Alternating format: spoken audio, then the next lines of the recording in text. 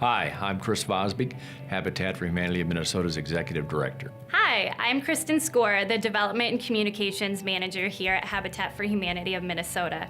I'm also the Habitat 500 Bike Ride Manager. Hello, I'm Randy Oppelt. I'm the chair of the Habitat 500 Planning Committee and also a 15-year rider. I want to welcome you to the ride and say look forward to seeing you there. Hi, I'm Chris Pope. I participate in the Habitat 500 Planning Committee and the Support and Communications crew. And I'm Julian Ross, and I'm a part of the same team. I would like to thank you for taking the time to review this video with us today. Your participation in the Habitat 500 and Habitat for Humanity across Minnesota has been nothing but spectacular. Last year, we were able to build 87 new homes in Minnesota and serve over 300 families. That clearly wouldn't be able to get done without your participation in Habitat for Humanity of Minnesota and the Habitat 500. The purpose of this video is to clearly lay out the rules of the road for the Habitat 500, which provide for your safety during the ride. First-year riders always mention that they're nervous about the ride, and let me assure you, you're not out there alone. There's going to be a lot of support staff, volunteers, other riders there to be with you and support you. And so if you have needs, we will certainly be there for you. I want to remind everyone that this is a ride, it is not a race. There's no award for the person that gets there first at the end of the day, but that you should progress at a steady pace, but not an unsafe pace. SAG drivers will be behind you on the route. They will alert you to their presence with the sound of this bike horn. The SAG drivers will not pass you until it is safe to do so. When SAG drivers pass and honk the bike horn, we ask that you give a thumbs up or a thumbs down. A thumbs up means that you are okay and you can continue on riding. A thumbs down means that you need assistance, and we will pull ahead of you and stop where it is safe to do so.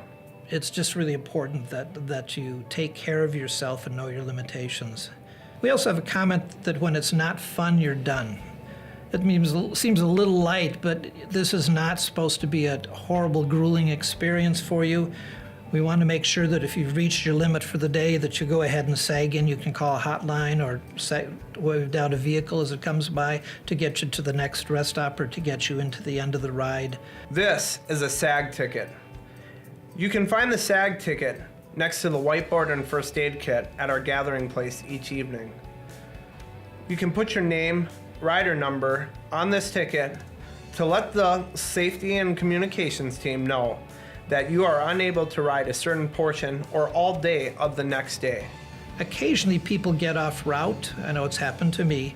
If it does happen to you, you can backtrack to find the route, or you can go ahead and call the hotline number, which I guess we'd encourage you to do, and they can find you or reassure you and find out where you are and get you back en route. We also have available for you a website that'll give you daily trip ticks and any information to keep the ride safe. The URL is hab500hotline.com. Please use this throughout the week. The ride is set up with rest stops every 20 miles, figuring the time in between at 10 miles per hour. So there will be opportunities with food and drink every 20 miles for you. There's fruit and vegetables and various crackers, nuts, chocolate for those who benefit from that. There's also beverages so that you can have what you need. We hope that you will use the utensils provided so that we can continue to provide a safe and healthy rest stop environment for everybody. Eat when you're hungry and to drink when you're thirsty. These are critical things. I know I've experienced it when I run out of food and just even a mile more biking seemed too much, and yet when I got food into my system, I was okay again. I've also experienced when I got dehydrated and it became harder and harder to bike. And so we really encourage you to drink and eat at the rest stops and in between as needed. It's really important. It makes a ride much easier and safer for you. We ask that all riders bring their medical information and their ID with them during the day on the bike. This helps us to get help to you quickly if you are to need it. You need to wear your helmet anytime you're on the bicycle for Habitat 500 events. In addition to that, we ask that you do not wear any earbuds or earphones while on the trail during the Habitat 500. This is for your safety, so you can hear approaching bikers and vehicles coming to your rear. We ask that all riders check in at Rest Stop 2 and also at the end of the day. This allows our volunteers to check your name off on a list so that we know you've arrived safely. In high traffic areas or narrow roads, we ask that you ride single file. Outside of those times, you may ride no more than 2 abreast and maintaining 1 lane. Always ride in the same direction of traffic, never against it. When passing other cyclists, we ask that you call out on your left to alert other cyclists that you are passing. We also ask that you signal your stops and turns. This allows other riders and vehicles to know what your future actions will be. Also, follow all traffic laws as if you were driving a car. There's arrows along the road, double arrows that mark the route. If it's a long stretch, you'll see them every so often. If there's a turn, there'll be a couple sets of warning arrows letting you know which way the turn is. There'll be arrows at the turn. There'll also be a reassuring arrow afterwards saying you've turned the right way. All the years I've been riding, these arrows are a very good system for helping you get to where you need to go. We want to take a few moments here and share a couple highlights and important points to keep this a safe ride.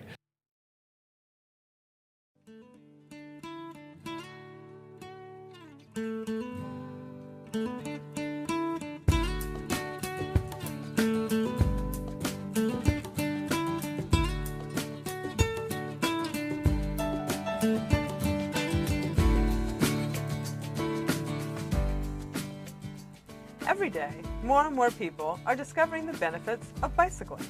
It's healthy, relaxing, and fun. It's great exercise and something everyone can enjoy. Millions of Americans are saving money, reducing pollution, and easing congestion every day by simply riding to work, to the store, or to visit friends and family. Whether you are riding for the first time since childhood or you ride often, following a few simple pointers can make your ride safe and enjoyable. Hi, I'm Celine Yeager. You know that old saying, you never forget how to ride a bike? Well, it turns out that's only partly true. Sure, you can get on your bike and pedal, but do you really know how to drive your bike in today's traffic? Yes, I said drive your bicycle. You see, riding a bicycle is very similar to driving a car. The same rules of the road apply to both. In many states, bicycles are considered vehicles, so bicyclists have the same responsibilities and rights as motorists. Here are some tips for safe riding. First, let's make sure you have a bike that fits you properly. Bikes these days come in a wide variety of styles and prices. Talk with the staff of your local bike shop about the kind of riding you'll do and choose the right bike for you. Hybrid and comfort bikes are great for everyday riding around town. Sport, touring, and racing bikes are better for longer rides. If you are riding off-road, head for the mountain bike section of the store for bikes with fatter tires and gearing better suited to unpaved trails. Getting a bike that fits makes it easier and safer to handle and much more enjoyable to ride. Make sure there's an inch or two between you and the top tube on a road bike. And on a mountain bike, you want the clearance to be more like 5 inches to make it easier and safer to get off the bike on rough terrain. Adjust your seat height so there's a slight bend in your knee when your foot is on the pedal in the downmost position. There are 3 pieces of equipment that you will need to stay safe. First, a bicycle helmet. You need to wear a bicycle helmet regardless of your skill level or reasons for riding. It is the single most important piece of safety equipment you can use. It significantly reduces your chance of head injury if you crash. Be safe and be a role model for other bicyclists. Wear a properly fitted helmet each time you ride. A properly fitted helmet should be comfortably snug. It shouldn't shake, and it should sit on your forehead about 2 fingers width between the brim and your brows. Your helmet should sit level on your head, and then make sure that the sliders meet in a V under your earlobes. Chin straps should be snug under your chin, with room to breathe, of course. Second, if you are riding at night or in low light conditions, you need lights and reflectors. Every state requires bicyclists to have a white front light and a red light or reflector on the back of their bike. Third, you want to be seen and recognized by motorists at any time of day or night, so wear bright clothing with reflective tape or markings. And now one more thing before you set off. You don't want your bike to fail you, so get in the habit of doing the ABC Quick Check before you ride. A is for air. Check that your tires are properly inflated. They should be pumped up to the inflation rating printed on the tire.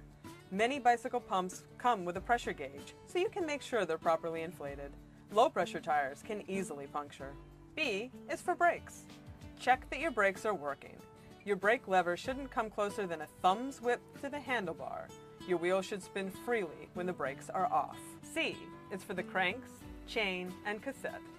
Grab both crank arms like this and wiggle them to make sure they aren't loose. Spin the pedals and make sure the chain runs smoothly through the gears. Quick means making sure your wheels are on tight if you have quick release wheels. The wheels should be snug in the dropouts and the quick release lever fastened tight. Finally, check to make sure nothing else is loose on your bike. If there's anything you can't fix, take your bike to your local bike shop and get a professional to help you. Now we're ready to ride. Remember, bicyclists have the same responsibilities and rights as motor vehicle operators, so we follow the same rules of the road. Here are some important rules to remember. Ride in the same direction as traffic. Bicyclists riding the wrong way can cause a crash for 2 reasons. Turning motorists, in particular, are not looking for you there, and you can't see and follow the traffic signs or signals if you're heading the wrong way. Obey all traffic signs, signals, and road markings. This means stopping at stop signs and red lights, and yielding to crossing pedestrians. It also means riding in turn lanes when you turn, and straight lanes if you're going straight. Ride defensively. Look before riding out of driveways. Always look for turning vehicles and pedestrians in your path. Look behind you before changing lanes. Know the law. Laws differ in each state or jurisdiction. In some areas, it's illegal to ride your bicycle on the sidewalk. If you must ride on the sidewalk, look for turning or crossing vehicles at driveways and intersections. Every community has different rules and regulations for driving a bicycle. Know those that apply to you, obey them, and set a good example for others. Avoid road hazards. Carefully ride around drain grates, gravel, glass, and debris. Be predictable. Help motorists know exactly what you plan to do. Signal, make eye contact if you can, and ride without swerving. Signaling and checking behind you while riding straight takes practice, so working on these skills in a vacant lot is a smart idea. Stay to the right and pass on the left. This applies to the road and riding on a shared use path or trail. On a path, give an audible signal and always yield to pedestrians and people on horseback. Passing on your left. When trails cross roadways, use caution and obey any traffic signs and signals. Bicycling is fun, but it requires all your concentration. It requires using a helmet, lights, and bright-colored clothing, and a bicycle in good repair that's properly fit to you. It requires you follow the traffic principles and be prepared to avoid hazards.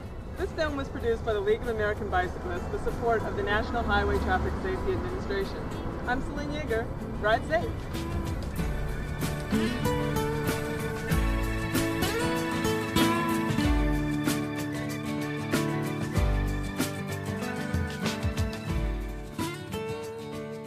We've done our best to set this ride up to be successful for you. Success for different people is different things. It might be doing all 500 miles. It might be biking the first 3 days and the last 3 days and taking the middle day to go ahead and work on the Habitat home. If you're new to biking, it might just be not making it all the way on a long day. That is okay. In fact, that's great.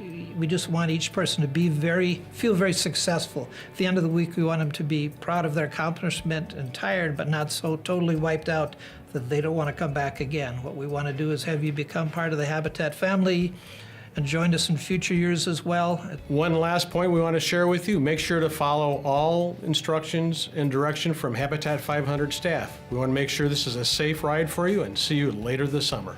It's a great event, and I look forward to seeing you there this summer. Thank you for signing up for the Habitat 500 bike ride and for all of the funds that you've raised for us so far and for all of the miles that you've put in on the roads. We really appreciate it. With that, thank you again and welcome to the Habitat 500.